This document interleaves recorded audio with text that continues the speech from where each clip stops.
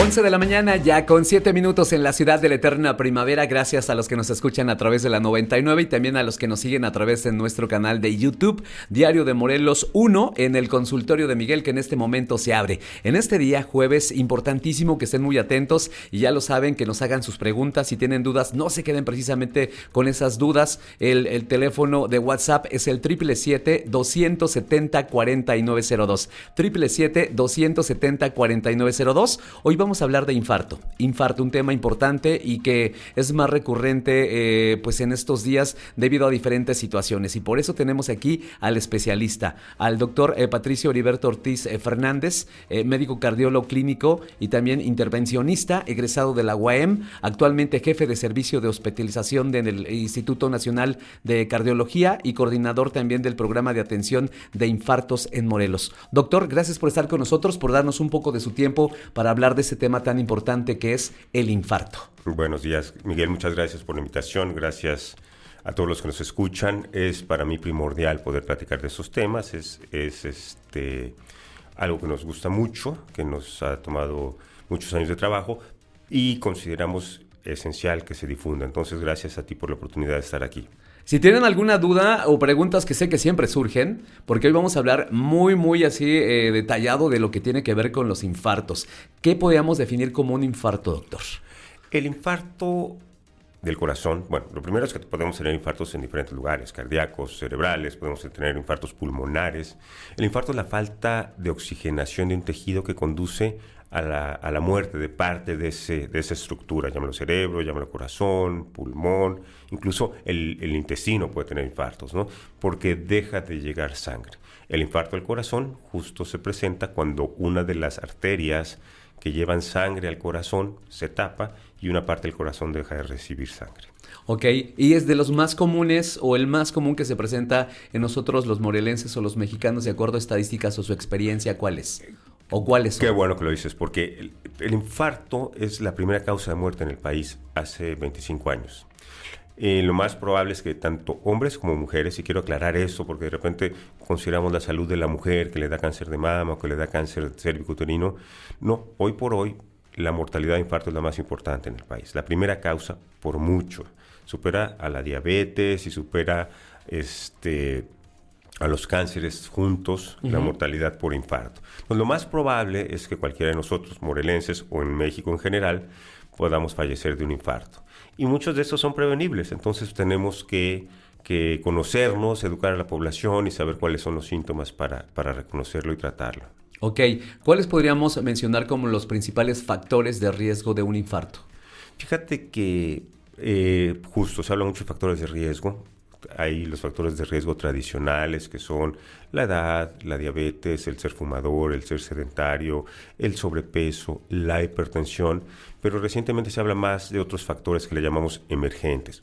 Por ejemplo, yo diría que es esencial conocer la historia familiar. Es muy importante que sepamos que si nuestra familia hay varios familiares directos que han tenido un infarto, si mi hermano tuvo un infarto, mi riesgo es mucho más alto, aunque yo sea deportista y no fume y no tenga hipertensión y no tenga diabetes. Ok. Porque ahí hay un factor familiar que seguramente pasa por tener colesterol alto, que a lo mejor no lo medimos, y entonces, a pesar de no tener los otros factores de riesgo clásico, tienes esto. Pero entonces te lo repito como para puntualizarlo, ¿no? Sí. Hay que conocer la historia familiar. La historia familiar es un detalle muy importante. Hipercolesterolemia, saber si tenemos el colesterol alto, y aquí me detengo un poco, Miguel, para hablar de colesterol y no tanto de triglicéridos, porque la población se preocupa mucho por los triglicéridos, es un fenómeno social bien interesante, pero la población se preocupa mucho por los triglicéridos, ¿no? Hoy tengo los triglicéridos altos. En realidad el riesgo es el colesterol y específicamente el colesterol malo. Entonces, vale la pena que a partir de los 30, de los 40 años, si hay historia familiar de problemas cardíacos antes, conozcamos nuestro nivel de colesterol. Ok. Hipertensión. La hipertensión es muy prevalente, puede empezar en jóvenes y es casi la mitad de los infartos se asocian a tener hipertensión. Entonces, eventualmente habrá que tomarnos la presión, aunque no tengamos síntomas, para conocer si somos hipertensos o no, y si somos hipertensos, tratarnos. Ok. Diabetes, obviamente, tabaquismo, sedentarismo, sobrepeso. Serían como los factores tradicionales. Las mujeres a partir de la menopausia están en el mismo riesgo de los hombres que tener un infarto. Entonces, sí, durante la edad fértil las mujeres están protegidas, digamos, entre comillas. Pero después de la menopausia el riesgo se iguala, ¿no? Entonces, hay que cuidar a nuestras mujeres. Las mujeres se tienen que cuidar a sí mismas en el tema cardiovascular también. Otra cosa que me llama mucho la atención y que platicábamos antes de entrar al aire y que creo que no tenemos muy en cuenta y no sabemos nosotros la historia familiar de qué han padecido o qué enfermedades tienen nuestros padres, nuestros hermanos y demás. ¿Cuál sería una recomendación de cómo hacer esta historia familiar? Porque regularmente esperamos que todo nos lo hagan, pero nosotros a partir de esta iniciativa de empezar a cuidarnos y prevenirnos, pues no solamente contra infartos, sino cualquier tipo de padecimiento, ¿cuál sería como su guía, doctor? Que nos ayude a todos y cada uno de nosotros. Lo primero es, como lo dices, hay que ser responsables de nuestra salud, ¿no? De repente queremos que alguien venga a resolver nuestros temas de salud y la salud primero hay que mantenerla, o sea, no perderla, y en caso de que se comprometa hay que atenderla, ¿no? Entonces, eso es el punto. Y la primera parte de atenderla es saber qué pudiera padecer yo, ¿sí? A lo mejor yo no me tengo que cuidar de una enfermedad mediterránea, pues porque no soy mediterráneo, pero si mi familia, por ejemplo, un hermano, pues ya es un marcador mayor, pero si mi papá, mi tío, mi primo, son diabéticos, pues a lo mejor yo me tengo que cuidar desde antes el peso y quitar el azúcar. Yo uso una estrategia, digamos, familiar. Cuando mis suegros se convirtieron en diabéticos, quitamos las azucareras de la casa. Así de plano. Teníamos 28 años. Okay. ¿Sí me explico? Sí. Entonces, eso es conocer cuál es tu riesgo, ¿no? Sí. Si mi familia es hipertensa, pues yo me tendré que tomar la presión, no esperar a que un día me duele la cabeza e ir al consultorio que me la encuentren alta. O sea, si yo sé que mi familia era hipertensión, a lo mejor a partir de los 40 años me estoy checando la presión 1 o 2 veces al año. Y si encuentro cifras anormales, pues me la checo más seguido por si necesito tratamiento. Empezar el tratamiento.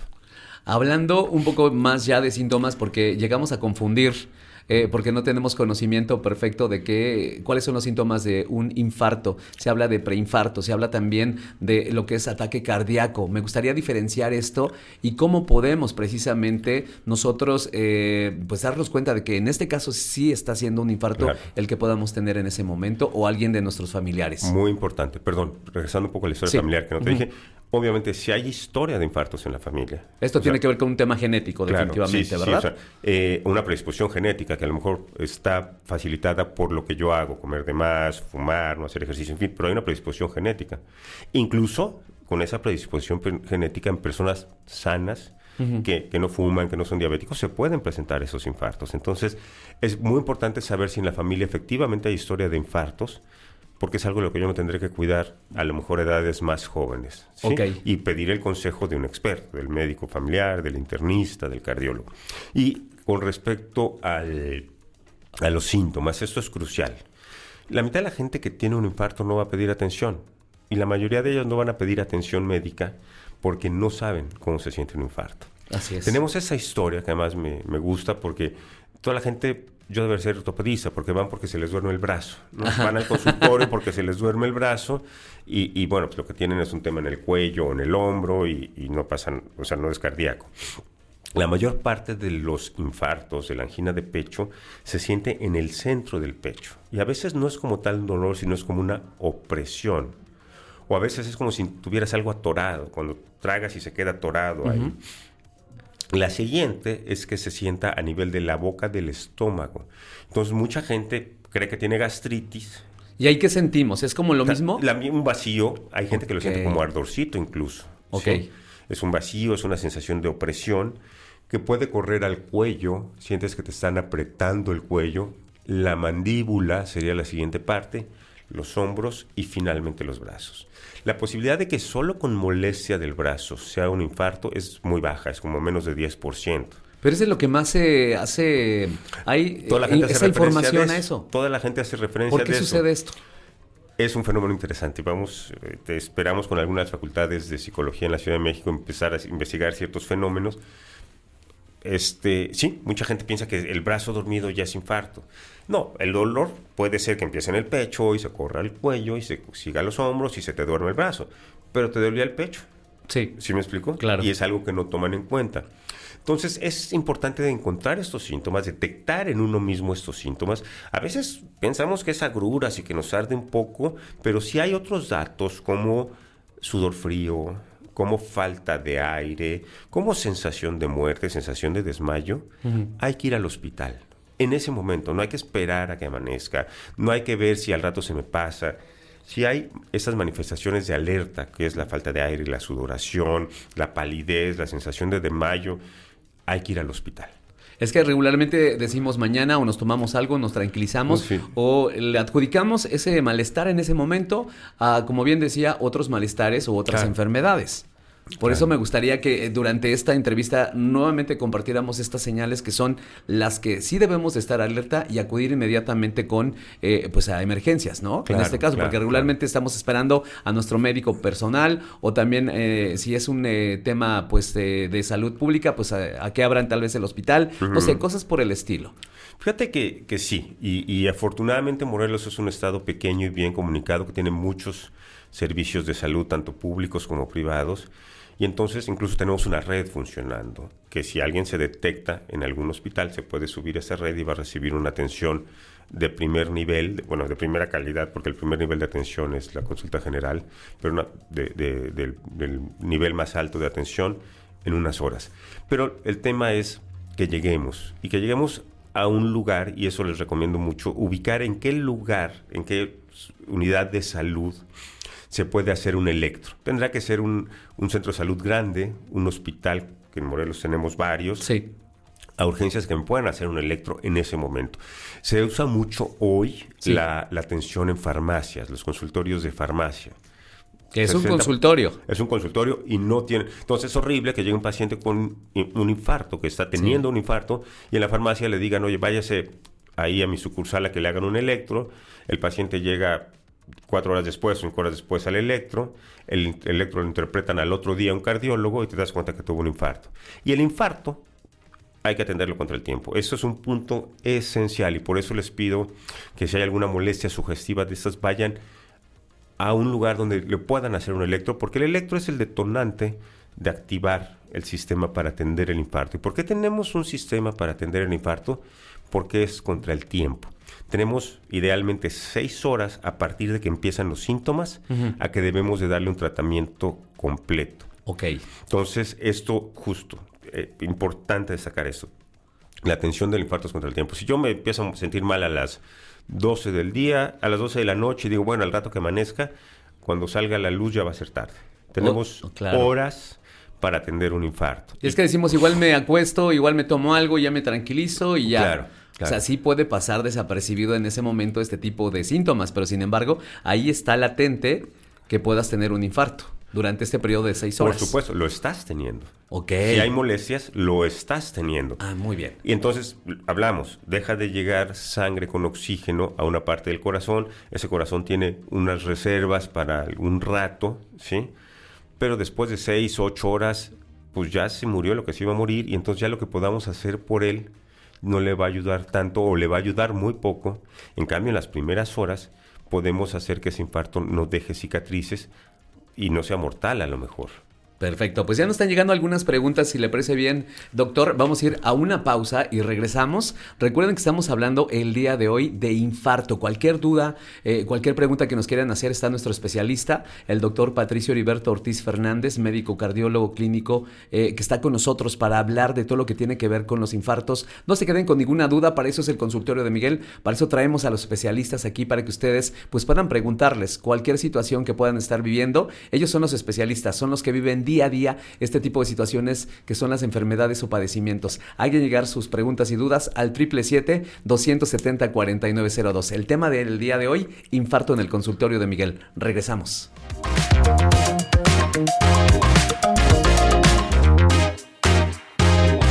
Seguimos en el consultorio de Miguel en este jueves hablando de infarto con el doctor Patricio Heriberto Ortiz Fernández, médico cardiólogo clínico, que pues está con nosotros platicando de todo lo que tiene que ver con el tema de infarto. Hay preguntas que nos han llegado, doctor, que me gustaría hacerle de parte de nuestra audiencia. Por aquí nos dice, quisiera saber qué tan cierto es que los aceites vegetales para cocinar son los que tapan las arterias y si también es cierto que el aceite de oliva no. Bueno, los aceites vegetales surgieron como una respuesta a consumir menos grasas animales, porque teóricamente las grasas animales eran más generadoras de colesterol en las arterias, tapaban más las arterias. Entonces, inicialmente ha sido una respuesta a esto. Mi respuesta es inicialmente no. O sea, los aceites vegetales son correctos en la dieta, el aceite de oliva es mejor consumir en la dieta. Reutilizar un aceite vegetal aumenta su riesgo de ser aterogénico, de producir placas de colesterol. Y lo que sí es francamente aterogénico, lo que francamente produce placas de colesterol dentro de las arterias, son las grasas vegetales, las famosas grasas trans. Esas hemos participado en leyes nacionales que ya están aprobadas para quitar las grasas trans de la fabricación de alimentos. Esas claramente están más asociadas a tener infartos o embolias. Pero son las grasas, los que son sólidos, ¿no? La margarina, la grasa vegetal, esos francamente no hay que usarlos. Los aceites vegetales hay que usarlos, no hay que requemarlos, porque entonces esto sí aumenta su potencial de que sean generadores de aterosclerosis, de placas de colesterol. Okay. El aceite de oliva es mejor. Sí, sin duda. Sin duda. Pero aquí el tema es que luego sí reutilizamos. Ajá. Inclusive si nosotros estamos en casa, y ahí yo me incluyo, pues cocinamos igual con aceite de oliva. Ajá. O solamente cocinamos una vez con este aceite vegetal. Pero sin embargo, la mayor parte de nuestros días estamos fuera de casa. Y entonces no sabemos cómo cocinan también en las cocinas económicas. O los antojitos que tanto son del gusto de nosotros los mexicanos. Claro. Y que la mayoría utilizan pues este tipo de aceite que se fríe una y otra vez. Hasta se llega a decir que es precisamente lo que le da el sabor, ¿no? A estas gorditas, a estas quesadillas. Entonces, sí es un tema con esto, hay que tener cuidado. Por supuesto que una dieta adecuada es la indicación, más vegetales, más frutas, semillas, comida fresca, ensaladas, es correcto, sí. Pero el mensaje importante es conocer nuestros niveles de colesterol. Ok. ¿Sí me explico? ¿Cada cuánto recomienda que nos hagamos este tipo de estudio? Mira, inicialmente a partir de los 40 yo lo haría. Si sale normal y no hay una historia familiar importante, a lo mejor lo podrías repetir cada 3 años. Sí, yo lo haría cada año. Yo haría un estudio general de azúcar, colesterol, biometría cada año, ¿no? Ok. Pero bueno, si queremos ahorrar un poco, si sale bien, a los 3 años. Muy bien. No sale bien, ir a pedir consejo médico y dietético. Ok, perfecto. Poner mucha atención con esto porque muchas veces pensamos que ya salimos una vez bien, pasan efectivamente 3 o 4 años sí. Y pensamos que seguimos estando igual. Y bueno, ya nos hemos hecho más viejos. Nuestra calidad de vida seguramente no sé si siga siendo la misma que hace 4 años. Y por eso hay que poner mucha atención. Y más vale invertir siempre en lo que es nuestra salud, porque muchas veces no lo hacemos por este tema económico, ¿no? Sí. Digo, desafortunadamente no es muy accesible la salud privada en México. La salud pública, en este sentido, por lo menos en Morelos, ha mejorado y hay programas para atención de esas cosas. Entonces, acercarse a tu centro de salud, acercarse a tu clínica del seguro, del ISSSTE, si te toca. Y si no, a lo mejor hacer un examen en algún laboratorio que no son tan caros, ¿no? Definitivamente. Bueno, otra cosa también que nos preguntan por aquí, doctor, hace algunos años cuando yo estaba haciendo ejercicio, pues en un gimnasio me empezó a doler el pecho, me mandaron a realizarme un electro y me dijeron en palabras que yo entendiera que mi corazón hacía como cortocircuito y no podía hacer pesas y ejercicios de este tipo, y ahora al pasar los años aún tengo este tipo de dolor en el pecho. No tan seguido, pero cuando me da es muy fuerte. ¿Eso podría provocarme un infarto? Tengo 48 años. Bueno, aprovecho, Miguel, esto para comentar 2 cosas que son muy importantes. Uh-huh. La edad no te excluye de un infarto, ni ser deportista te excluye de un infarto. Entonces, es poco probable que a los 18, pero a partir de los 30, uh-huh. La primera causa de muerte es un infarto. Entonces, es raro, pero puede suceder. Si yo tengo dolor en el pecho, aunque tenga 30 y tantos, tengo que buscar la valoración de un médico. para que me oriente si esto puede o no ser. Si yo tengo dolor, molestia en el pecho, cuando hago esfuerzo, pues es como más probable que esto pudiera ser cardiológico. Y platicábamos ahorita, o sea, si yo voy al gimnasio y hago pecho y hago press, pues me va a doler el pecho también, ¿no?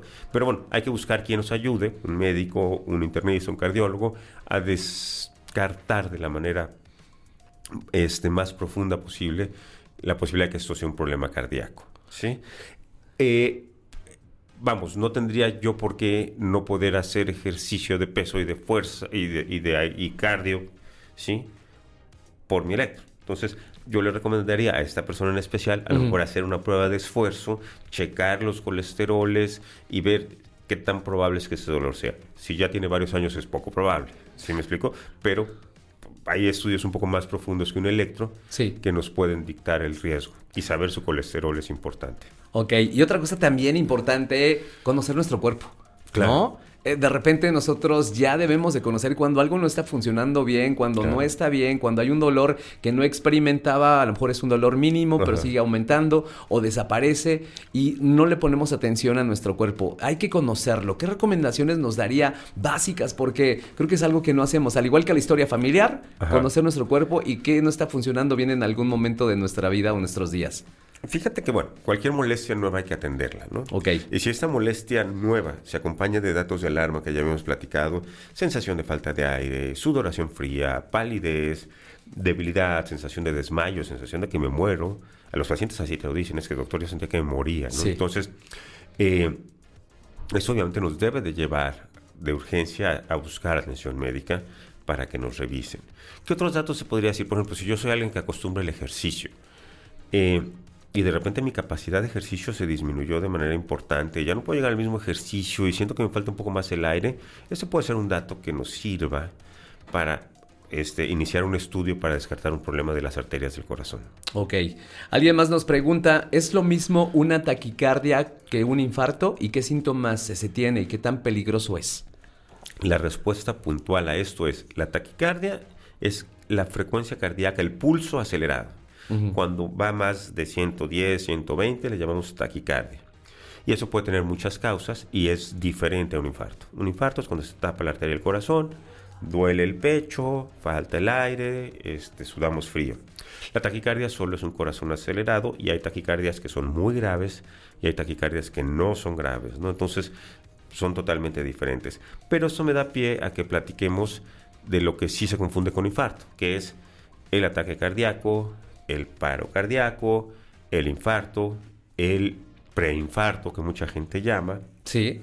Entonces, en términos, digamos, médicos, le llamamos angina de pecho de alto riesgo, cuando hay un cuadro clínico con electrocardiograma, con laboratorios que sugiere que una arteria se está tapando, que estamos a punto de tener un infarto que podría corresponder al preinfarto, o cuando el laboratorio o el electro nos dice que ya se tapó la arteria, que hay una zona del corazón sufriendo y entonces esto ya es un infarto. Hay infartos mayores, hay infartos menores y esto en inglés se le llamó heart attack, el ataque cardíaco. Entonces mucha gente lo conoce como un ataque cardíaco. Sí. Pero mucha gente se refiere a paro para referirse a infarto, un paro cardíaco. El paro cardíaco es cuando el corazón deja de latir. La primera causa es el infarto, pero no son lo mismo. Sí, no. El paro cardíaco es dejar de latir y si no te atienden inmediatamente te mueres, ¿no? El infarto es cuando el corazón deja de recibir sangre, una parte se muere, y el preinfarto o la angina inestable de alto riesgo, la angina de pecho de alto riesgo, son cuando nos anuncia que se va a tapar la arteria, pero no se ha acabado de tapar. Y confundirlo con ataques de ansiedad, porque también creo que se está volviendo común, desafortunadamente, que de repente se puede tener esos ataques de ansiedad y uno puede pensar que es un preinfarto o un infarto. Yo te diría que no se está volviendo común tener ataques de ansiedad. Siempre han existido. Hoy los atendemos un poco más y de a pie decir, la salud mental es parte de la salud integral. Entonces, si tienes ataques de ansiedad, necesitas atención, ¿sí? Y sí se pueden confundir. Una de las principales manifestaciones del ataque de ansiedad es molestia en el pecho y sensación de falta de aire. Claro.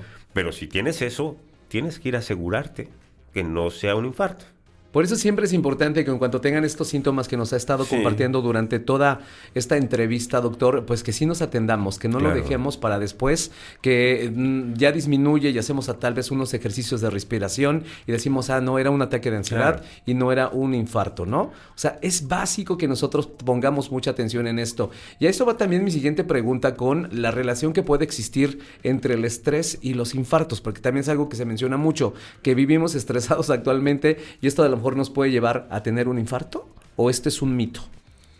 Hay una relación entre el nivel de estrés de tu comunidad, entre tu nivel de estrés personal y la posibilidad de desarrollar un infarto. La posibilidad de que solo el estrés te desate un infarto es poco probable. Hay cuadros que parecen infartos asociados a estrés, que son graves, pero son muy poco probables, son menos del 5% de los infartos. Lo que seguramente puede pasar es que si yo vengo acumulando colesterol en las arterias y ya se vienen tapando en un episodio de estrés o de depresión, ¿se puede precipitar un infarto? Claro. Un susto grande me puede precipitar un infarto, claro, pero lo más probable es que mis arterias se vinieran tapando ya, se vinieran acumulando colesterol en las arterias. Y entonces están muy tapaditas o medianamente tapadas y el evento estresante puede hacer que se acaben de tapar. Sí, pero entonces, a lo mejor si yo vengo cuidando mi riesgo previo, ¿sí? Aunque haya un evento de estrés, no se precipita un infarto. Muy bien. Ahora, ¿qué hacer si sospechamos que alguien está experimentando un infarto, ya sea en el trabajo, en la vía pública, en nuestra familia? ¿Cuáles son las recomendaciones primarias si nosotros sospechamos que alguien está experimentando un infarto, doctor? Muy buena pregunta. Eso es esencial que lo platiquemos en esto, porque yo les recomendaría a todos que ubiquen el centro en donde se pueda hacer un electrocardiograma, el centro de urgencias donde se pueda hacer un electrocardiograma más cercano a su domicilio. Esto es, si yo estoy teniendo molestias que pueden sugerir un infarto, que ya las platicamos y las voy a repetir porque quiero dejar muy claro ese mensaje. Si yo estoy teniendo molestia en el pecho, en la boca del estómago, sudoración, falta de aire, molestia en la quijada, en fin, tengo que ir a un centro de atención médica que tenga la capacidad de hacer un electro. Si yo voy a la farmacia de la esquina, no me van a hacer un electro. Sí, claro. Me van a mandar a hacer no un tienen el electro equipo, ni el personal. ¿Sí me explico? Si yo voy al laboratorio, a lo mejor me hacen el electro, pero no está el médico que lo interprete. Entonces yo tengo que ir a urgencias de un hospital. Morelos no es grande, tiene muchos hospitales del sector salud, tiene varios hospitales públicos que están en capacidad de hacer un electro. Y ya una vez con el electro, quien lo ve debería de interpretar si estamos teniendo un infarto o no. Habrá algunos que el primer electro nos diga sí es un problema y entonces se tiene que activar un sistema que en Morelos tenemos muy bueno, funcionando muy bien, para que ese paciente se atienda, como les dije, y lo vuelvo a decir, en las primeras horas. Perfecto. Muchísimas gracias, doctor. Vamos a ir a una pausa en el consultorio de Miguel y vamos ya a regresar para cerrar el consultorio del día de hoy. Si tienen dudas o preguntas, las vamos a leer en el siguiente bloque también para compartirlas con nuestro especialista el día de hoy. Estamos hablando de infarto y vamos a cerrar pues con recomendaciones también con la alimentación, si tiene que ver obviamente con la salud cardiovascular, hablar también pues de los estilos de vida que llevamos actualmente, si hay alguna profesión, algún oficio que sea más recurrente o que tenga más probabilidades también de sufrir un infarto debido a pues las actividades que hace. De esto me gustaría hablar también en el siguiente bloque, doctor. Con mucho gusto, lo platicamos. Recuerden que estamos en el consultorio de Miguel aquí en la 99 y también pueden ver este consultorio a través de lo que es YouTube en el canal de Diario de Morelos 1. Recuerden, si tienen dudas o preguntas, el 777-270-4902 está abierto para que ustedes le pregunten a nuestro especialista el día de hoy.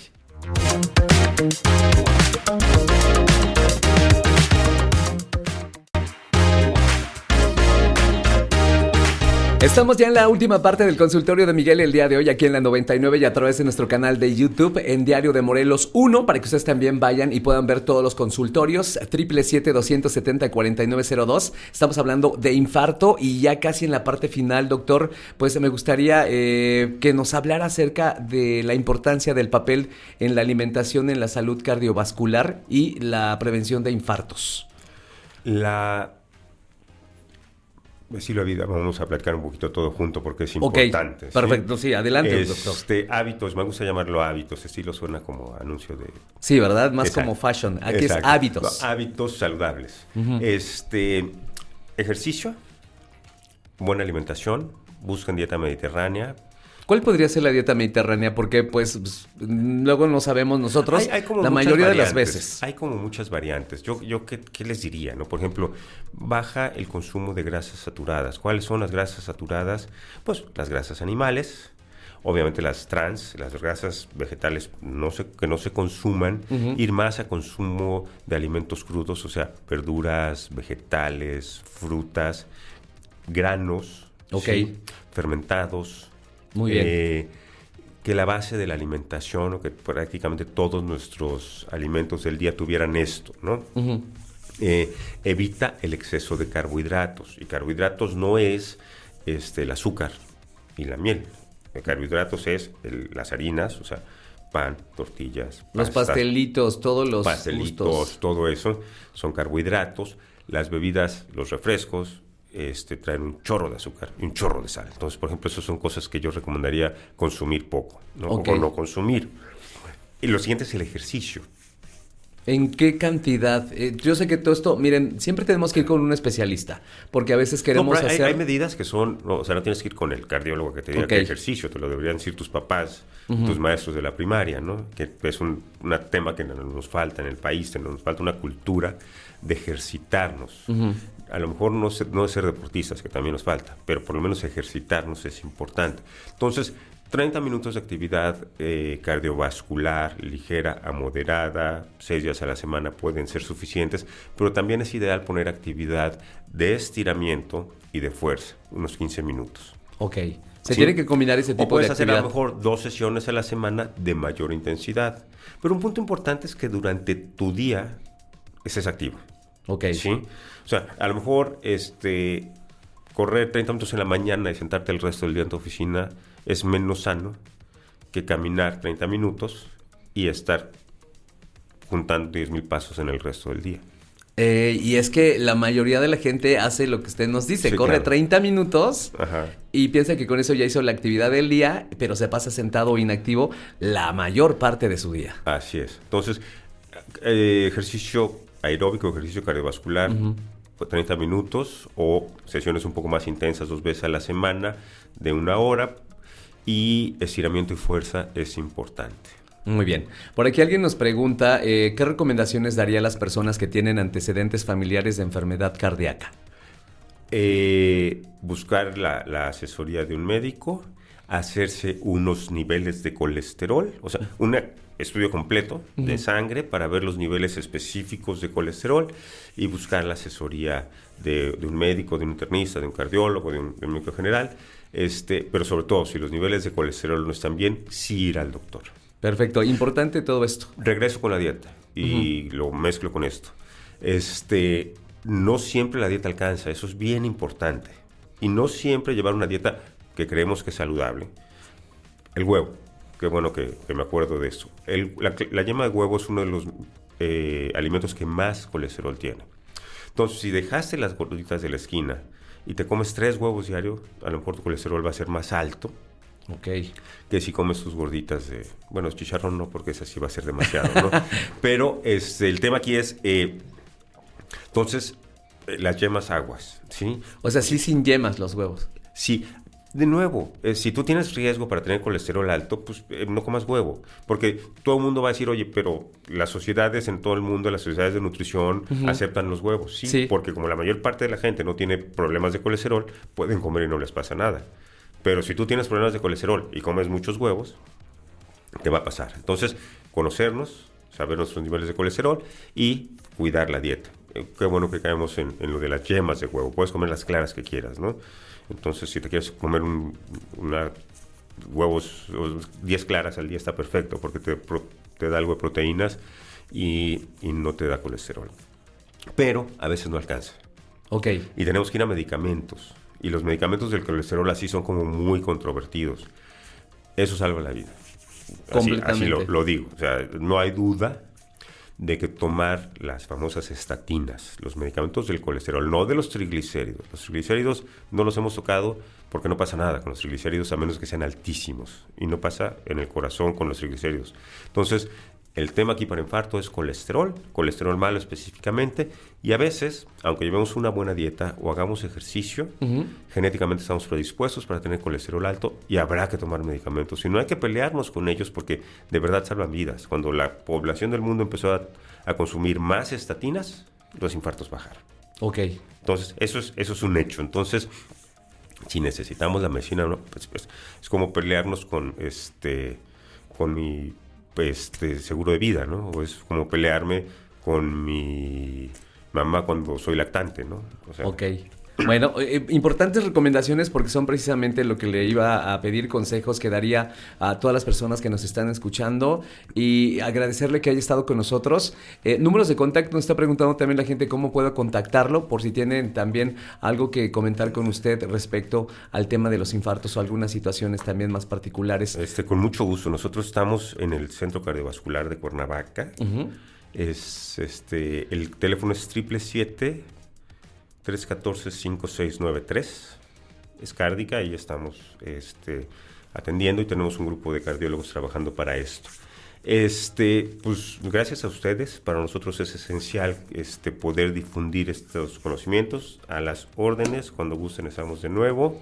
Y bueno, ahí están los teléfonos de contacto, y a través de ahí pueden conseguir redes sociales o lo que sea para estar pendiente de sus comentarios. Muchísimas gracias. Es el doctor Patricio Heriberto Ortiz Fernández, médico cardiólogo clínico, que estuvo con nosotros acompañándonos el día de hoy. Además, también jefe de servicio de hospitalización en el Instituto Nacional de Cardiología y coordinador del programa de atención de infartos en Morelos, especialista. Gracias por estar con nosotros el día de hoy. Importante la comunicación de todo lo que nos dio, y de verdad poner atención en estos focos que debemos de tener en cuenta, como lo decía, el colesterol, los niveles de colesterol, la historia familiar también, y las recomendaciones que dio básicas también para detectar cuando estamos teniendo un infarto.